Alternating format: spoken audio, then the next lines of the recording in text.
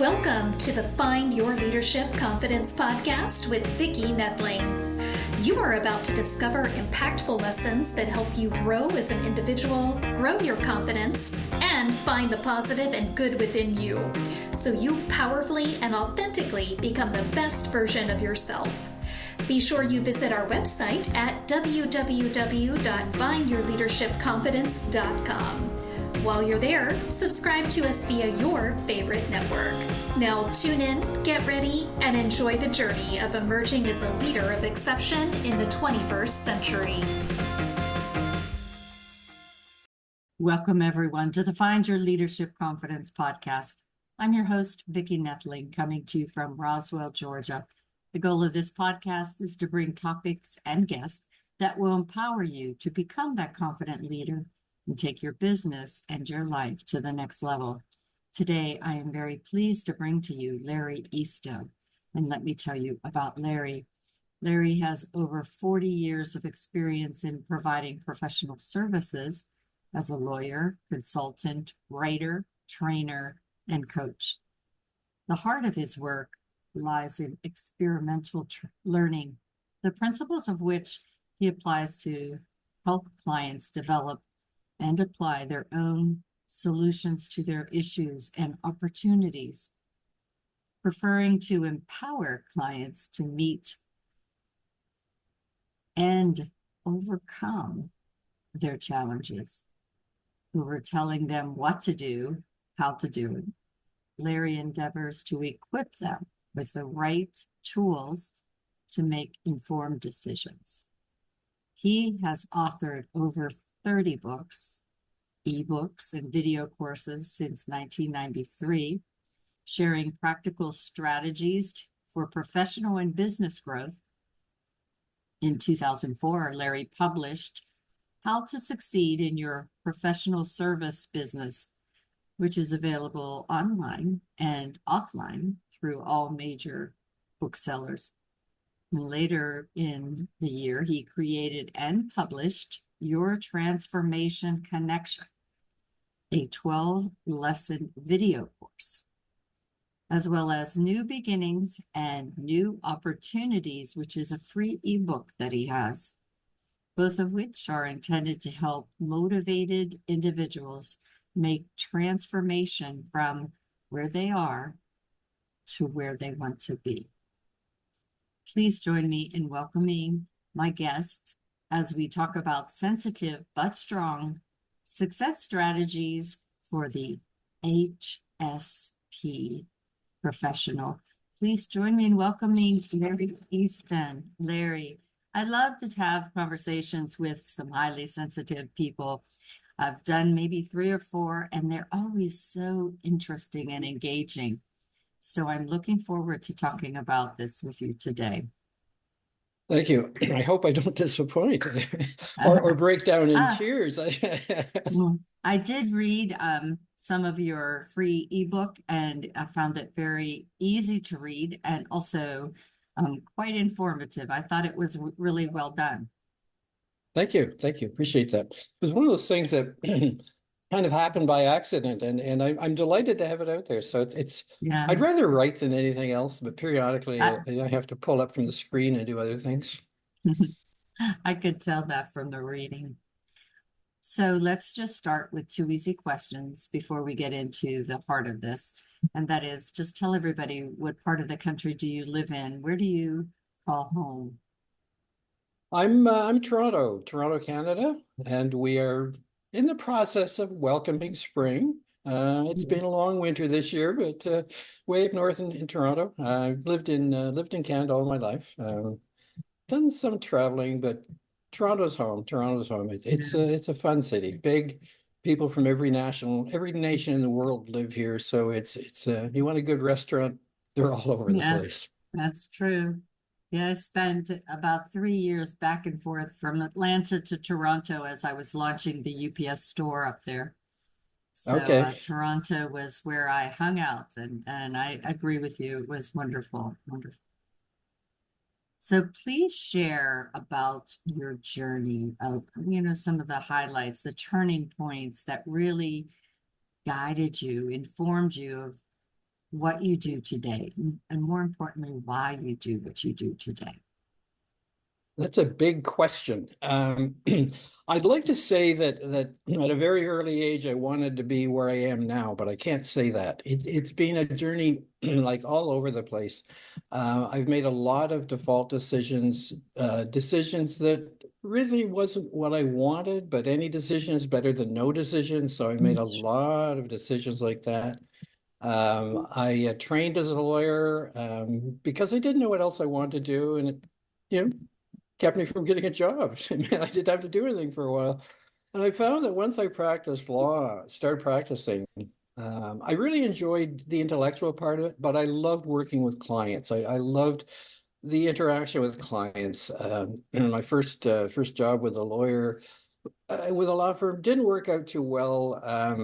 This was a lawyer who saw every client as a gold mine, and I'm thinking, no, this is somebody with an issue I got to help resolve. So that didn't end too well. I moved to a small town and practiced law, and holy cow, the same kind of thing happened. That these clients were gold mines and not real people. So I decided to start my own practice, not because I wanted to be in charge, not because I thought of myself as an entrepreneur, but I thought that clients were entitled to the kinds of service I was trained to deliver, not one size fits all, what we used to say in law school, gaudium publico. It wasn't what it was all about. So I started my own practice to do that.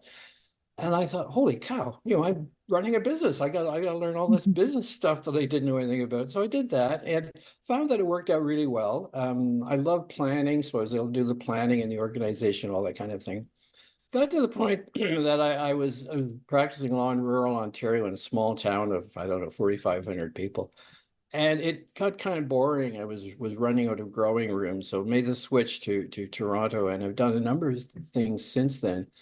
Along the way, I learned that I got along best with clients and I could do my best service to them when I was relaxed and interacting with them as people, listening to them as people, treating them as people. And from there, I developed, okay, so what am I really good at? What are my skills? What are my gifts? And how do I use my gifts to help these people? So that's what happened. Got interested in personal development, and that became a passion of mine. Very spiritual in terms of connecting to a greater power, being the universe. So I feel very connected to the green grass out behind me and the tree. So all of this came together. About 20 years ago, I realized I realized I was HSP. And I thought, well, that's nice, but so what? I'm right-handed, so what? It didn't really mean too much to me. So I just continued to do what I'd always done. But about, last fall, 2024, I was invited to do a presentation at an HSP summit. And I didn't know what I was going to do. So what I did was took a look at some of the attributes. And I thought, oh, wow, everything I'm doing for the past 10, 15 years has been aligned with HSP. So without even realizing it, I was benefiting from some of my HSP attributes. So that led to the 3 books or 2 books. Well, I guess the 3 books, 2 books in the course, and where I am now. I'm at the happy stage and age and stage that I consider I'm doing my legacy project. That I'm trying to pull lessons from my experiences and trying to share them with others. Not saying you do what I do and you too will be successful, but hey, I did this, and if you want to try it, the same thing but customize it, see where it goes. It might work, it might not work, but either way, it's something for you to play with. So that's where I've been. And you said you discovered your HSP. So for those that aren't aware, why don't you just briefly describe how you discovered? What led you to say, oh, I must be a highly sensitive person? My wife is a psychologist, and her area of specialty was she was a school psychologist, so she knew a lot about children with learning disabilities. And periodically, she or someone else would say, "Why are you so sensitive? Why are you so sensitive?" And I'd say, "I am who I am. It's part of who I am." And I think I came across with Eileen Annan's book, The Highly Sensitive Person. So I read through it, and I did the test, and I think it's what, 27 criteria or something like that. And I hit 23. So I'm going, whoa, I guess I am. But isn't that nice? I did Myers-Briggs one time, and my intuition, as the person who did it, administered the test, said, your intuition is right off the scale. Didn't you know that? And so we kind of had a laugh about that. But I thought, you know, this is nice, but so what? I mean, how does this relate Help to my you. work? And I never really thought about it, you know. I just did what felt right. I just did what made sense to me. I don't like being told what to do. So when somebody told me exactly what to do, I would thank them, and then I would do it my own way. Um, yeah, so it was a trial and error. And as I say, it wasn't until last fall that I really took a good look at what it meant to be HSP, and not only that, but how can I use my HSP to do a better job of what I do, live a happier life, all those kinds of things. So I'm still very much a work in progress. I still got time to get it right, but it's kind of an interesting journey. So you discovered that you had this gift, if you will. And so what really inspired you to say, you know what, I need to really focus on helping other people understand how they can use this to really become successful in business? That's helping other people has always been part of what I've done. It's not an altruistic kind of thing. I wish it was. Well, I shouldn't say that, but it's just the way it's been. My first real jobs were as camp counselors for summer camps, so became Oh, part of my nature to help other people learn to swim or learn crafts or learn nature or something like that. Even though I may not have had the skills, I could learn what I needed to teach others. So it really started there. Um, and even, you know, although I was a lawyer by default, it was very important to me to really help clients with their issues. I remember a conversation one time, when I was training, my supervisor said to me, court action is all about putting Humpty Dumpty together again after he's had a great fall. And I thought, well, okay. And then I said, well, why can't we find Humpty Dumpty a better place to sit? so And he he said, doesn't. lawyers don't do that. And I said, why not? And so that has always been there. And so it wasn't a deliberate action on my part to say, why don't I use my skills to help others? It's always been an element of what I have done. And it was only when I started to develop a clearer idea of what I could do and what my skills were, that I thought, okay, so I can use these skills here.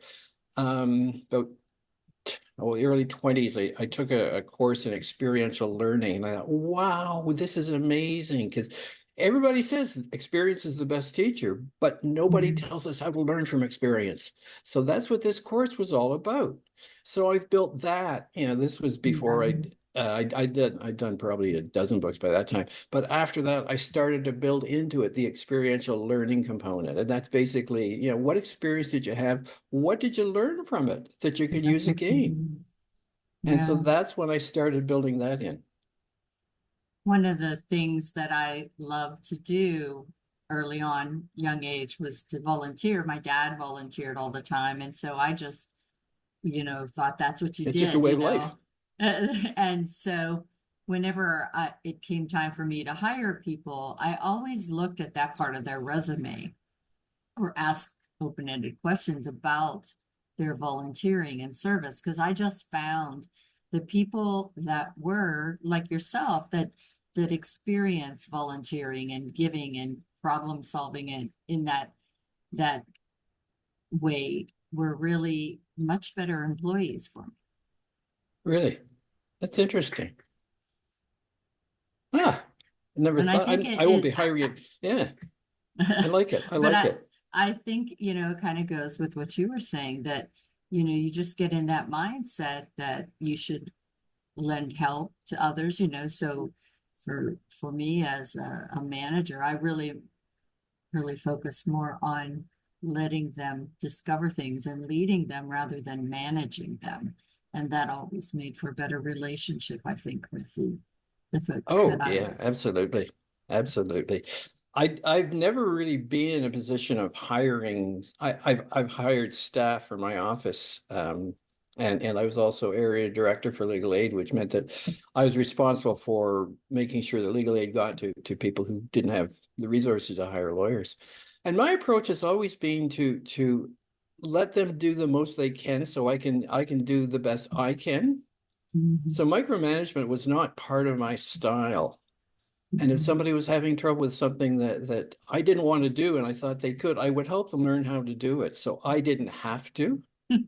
Um, That's and a good and idea. and and I had so many, my staff really appreciated having that responsibility because they knew that I was there, but they knew they could do their own thing.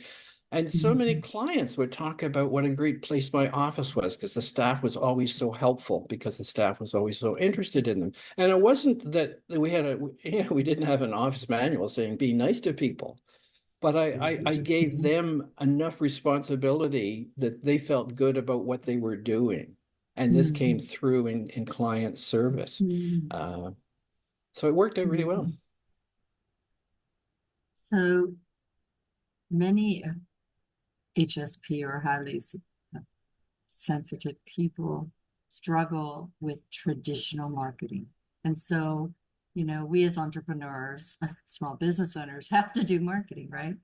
How can we reframe marketing to align with the personal values and strengths that we have? That's a question that is so near and dear to me. As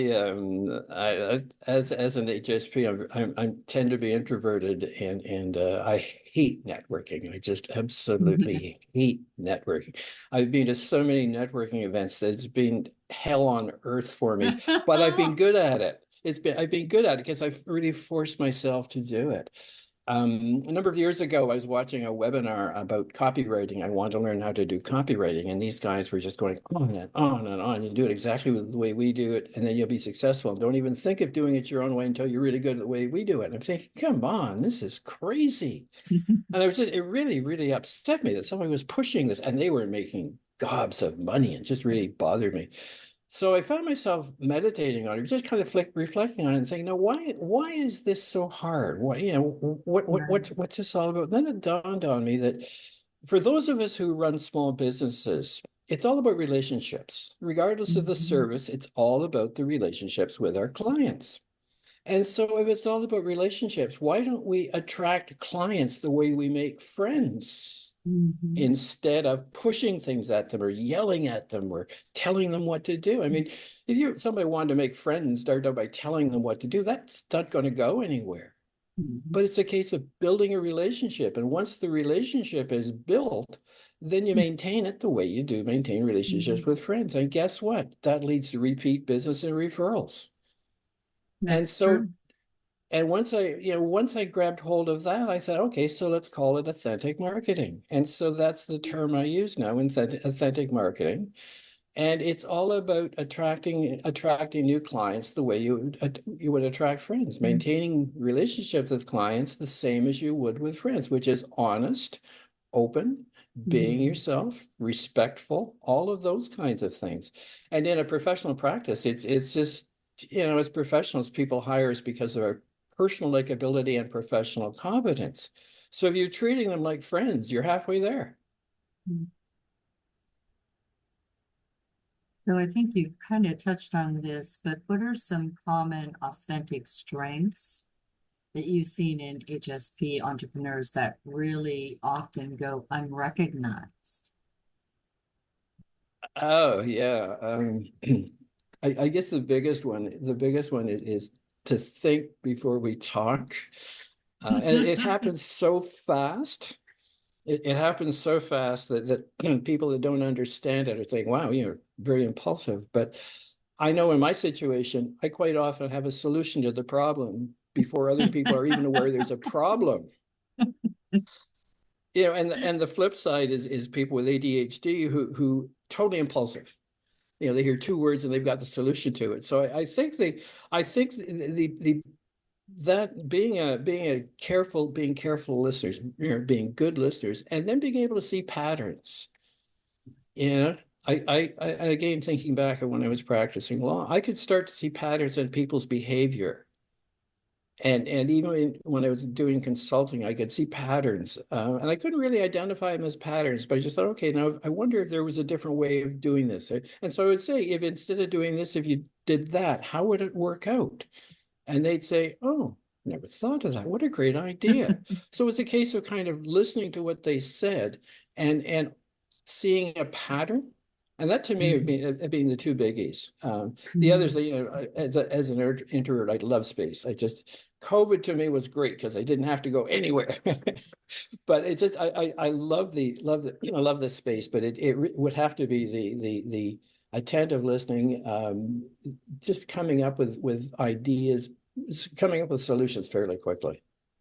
And I've learned when I'm around people that don't listen, let them say their thing, and then I start. Patience. I've learned. I'm sure. Sometimes that's the hardest thing. I work with Totally. students, and yeah, patience is a virtue, especially when you're working with teenagers. It's So, interesting. My first full-time job, first job evaluation, first performance appraisal, my supervisor said, "You did really well and everything, Larry, but you've got to learn patience." And I said, "Patience? How do I learn patience?" He smiled and he said, "Pray for it." Oh, okay. So I'm thinking, dear God, give me patience. And right now. So good. Can you share how building authentic interpersonal relationships has played a role in maybe one of your clients that really was impacting and made a difference in their business? Yeah, I had my law practice. No, we'll go to coaching. That's better. My coaching practice, I concentrated on self-employed professionals, and I made it a point to, if possible, buy whatever they were selling. I didn't do it as a token. I did it if I really needed it. So really built the personal relationship with them, and we became, in most cases, we became not really confidants or advisors, or really close friends of other people. And so often I had people asking me for advice that was way outside of my area of expertise. And I learned long ago not to go there, just not to go there. So I would say something along the lines of, I personally can't help you. I don't know anything about that, but I can probably help you find someone who can. So if any clients ask for help that I couldn't deliver, at least I could find them. If nothing else, I could give them keywords to search online that would help them get there. So I always try to give them something they could do. And this bounced back so many times. I would get messages from people that had people I didn't know would contact me online or something saying, "I'm having a problem with this. Can you help me?" And we chatted a little bit, and I said, "Why did you contact me?" And they say, "Oh, so-and-so told me to come here." And I'm thinking, oh, okay, well, I haven't seen them in years, but they remembered that I continue to maintain the relationship. And so they continued to refer people to me long after I'd stopped coaching. I was still getting calls. So it goes back to the relationship thing. And I think that, is probably why I started this podcast when I retired, because I had, in all my career as a project manager, had these relationships with people, and I could get things done because I could call on people that were far smarter than me and more talented than me. Yeah, exactly.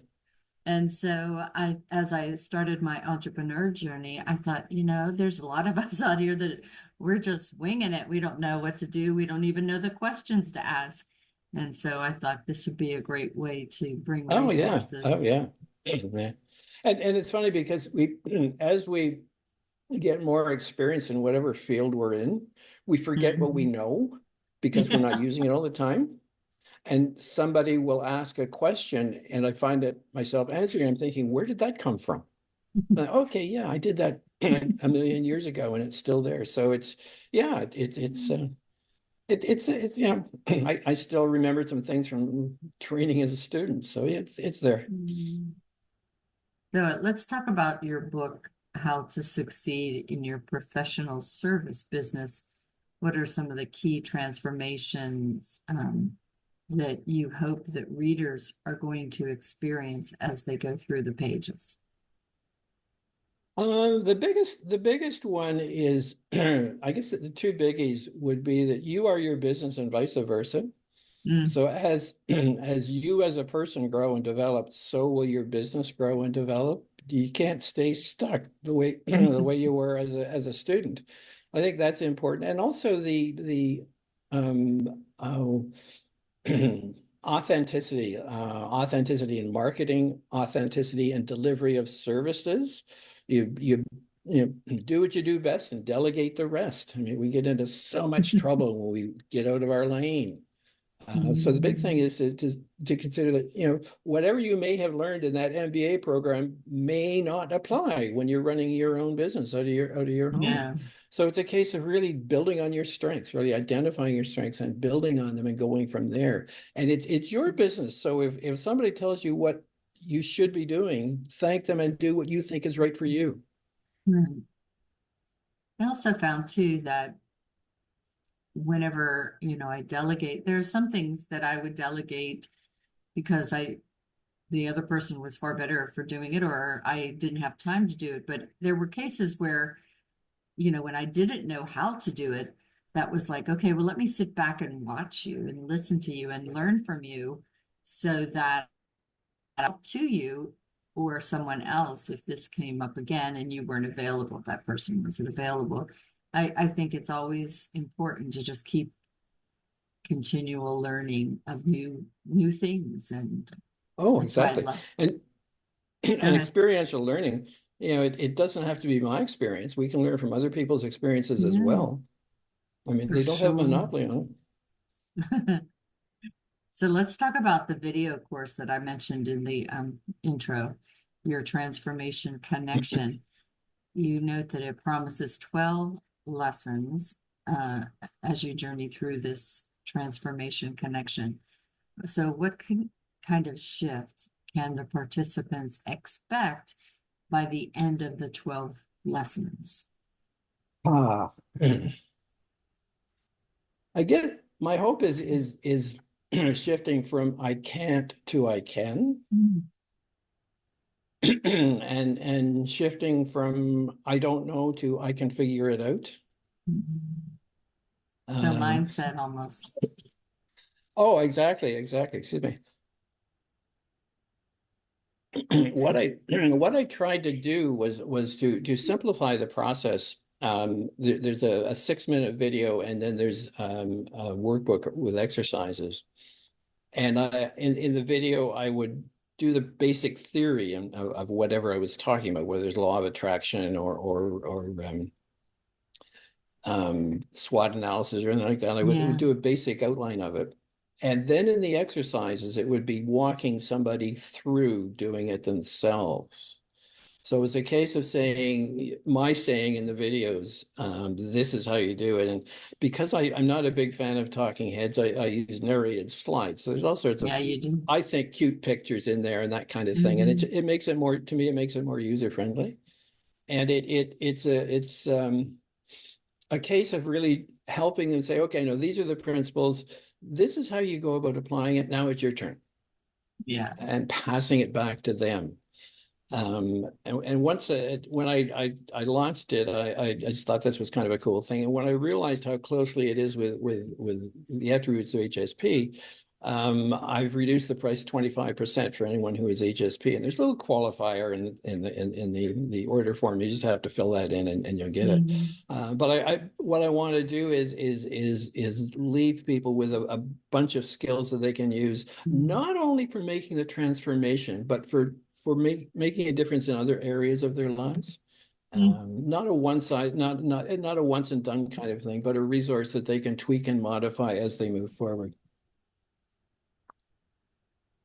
So if an HSP entrepreneur is feeling overwhelmed, maybe unsure of where to start, what would the first step that you would recommend for them to begin to make this meaningful change in their business? Take 10 deep breaths and then, search my stuff or Google HSP online. There's just so much rich resource there. I didn't realize this until I started looking, and there's just so much rich resource there. And if my book will be helpful, or my books or my tapes courses will be helpful, awesome. If not, there's lots of other things there that will be.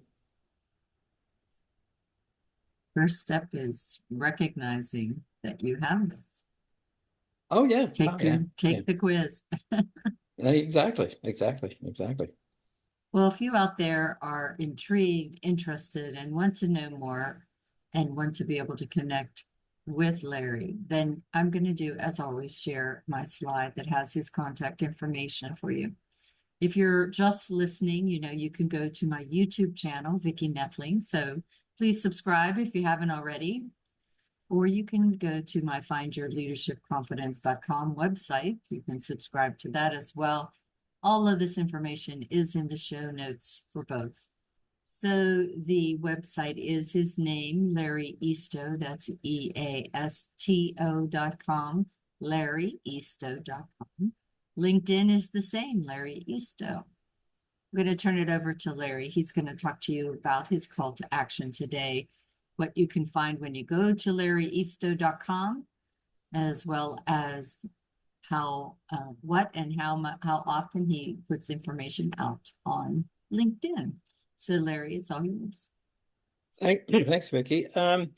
There's two free books on my website. It started out as a thank you gift for people tuning into us, because I appreciate people listening to an interview are committing their time, and I appreciate this. There's two books there. One is 26 Ways for Service Professionals to Get New Business. That's on Amazon. It's $9.99 on Amazon, but it's available free through the website. And there's another book that came together late last year, and this is New Beginnings, New Opportunities, letting go, moving on. Basically, it's how to help get from where you are to where you want to be. They're both free. Just go to my website, click the link down, click the link, and it's an instant download. The website is, I deliberately did not want to overload it with information, so it's more like a decision-making process. If you want this, click here. If you want this, click here. If you want this, click here, and it takes you where you want to go. There's all sorts of things there. LinkedIn, I'm doing something right now. I think it's kind of interesting. What I'm doing is going through my content, and I've got archives and archives and archives. Today's the day we're recording this. The LinkedIn article was Appendix A from the workbook in the course. So I'm taking a big chunk of content from published material and just dropping it on LinkedIn. So there's a full chapter there, there's a full lesson there, or whatever. And that's available on LinkedIn. I'm doing it 5 days a week, usually goes up first thing in the morning. It seems like a lot of work, but the work has already been done. I just have to tweak it for LinkedIn. And I'm on LinkedIn in the morning every day. So that's probably the best way to make contact. Larry, thank you so much for giving such great information. It was a wonderful conversation today. I hope those out there, you're very welcome. I hope those that are listening, if you know your HSP, definitely you want to take advantage of all the resources that he has. Check out Larry's books as well, as we mentioned, in the bookstore locations near you or on Amazon. And if you don't know, but you think maybe could be possibly HSP, then definitely check out Larry's website. Do that quick assessment and see where it takes you. But Larry, thanks so much for being a great guest. My pleasure. My pleasure. Awesome. As always, I remind everyone that life is a journey, and it's up to you to enjoy the ride. This is Vicki Nettling, signing off. Thank you for tuning into the Find Your Leadership Confidence podcast with Vicki Nettling. where we share impactful lessons that help you grow as an individual, grow your confidence, and find the positive and good within you so you powerfully and authentically become the best version of yourself. Remember to visit our website at www.findyourleadershipconfidence.com and enjoy even more great episodes like this one. Again, while you're here, subscribe to us via your favorite network. We look forward to seeing you next time on the Find Your Leadership Confidence podcast.